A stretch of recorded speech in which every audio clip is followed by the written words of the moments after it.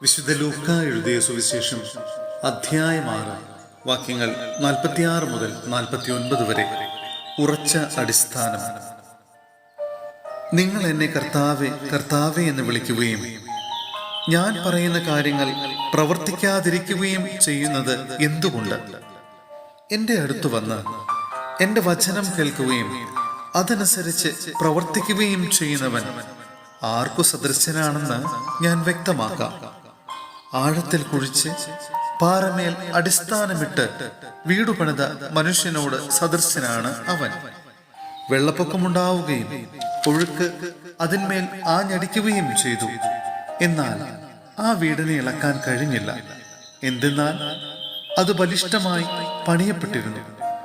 വചനം കേൾക്കുകയും എന്നാൽ അതനുസരിച്ച് പ്രവർത്തിക്കാതിരിക്കുകയും ചെയ്യുന്ന മനുഷ്യൻ ഉറപ്പില്ലാത്ത തറമേൽ വീടു പണിതവന് തുല്യൻ. ജലപ്രവാഹം അതിന്മേൽ ആഞ്ഞടിച്ചു, ഉടനെ അത് നിലം പതിച്ചു.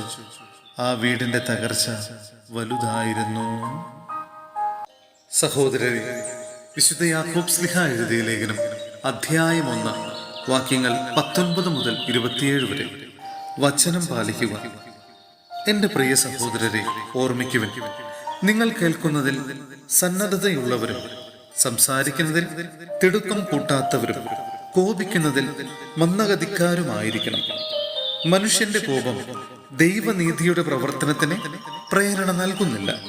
ആകയാൽ എല്ലാ അശുദ്ധിയും വർദ്ധിച്ചു വരുന്ന തിന്മയും ഉപേക്ഷിച്ച് നിങ്ങളിൽ പാകിയിരിക്കുന്നതും നിങ്ങളുടെ ആത്മാക്കളെ രക്ഷിക്കാൻ കഴിവുള്ളതുമായ വചനത്തെ വിനയപൂർവം സ്വീകരിക്കുവിൻ.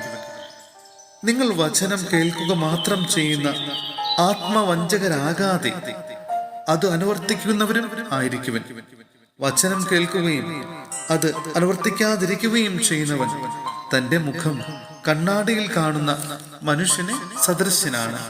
അവൻ തന്നെ നോക്കിയിട്ട് കടന്നു പോകുന്നു. താൻ എങ്ങനെ ഇരിക്കുന്നുവെന്ന് ഉടൻ തന്നെ വിസ്മരിക്കുകയും ചെയ്യുന്നു. കേട്ടത് മറക്കുന്നവനല്ല, പ്രവർത്തിക്കുന്നവനാണ് പൂർണ്ണമായ നിയമത്തെ, അതായത് സ്വാതന്ത്ര്യത്തിന്റെ നിയമത്തെ സൂക്ഷ്മമായി ഗ്രഹിക്കുകയും അതിൽ ഉറച്ചു നിൽക്കുകയും ചെയ്യുക. തന്റെ പ്രവൃത്തികളിൽ അവൻ അനുഗ്രഹീതനാകും. താൻ ദൈവഭക്തനാണെന്ന് ഒരുവൻ വിചാരിക്കുകയും തന്റെ നാവിനെ നിയന്ത്രിക്കാതെ ഹൃദയത്തെ വഞ്ചിക്കുകയും ചെയ്താൽ അവന്റെ ഭക്തി വ്യർത്ഥമത്രേ.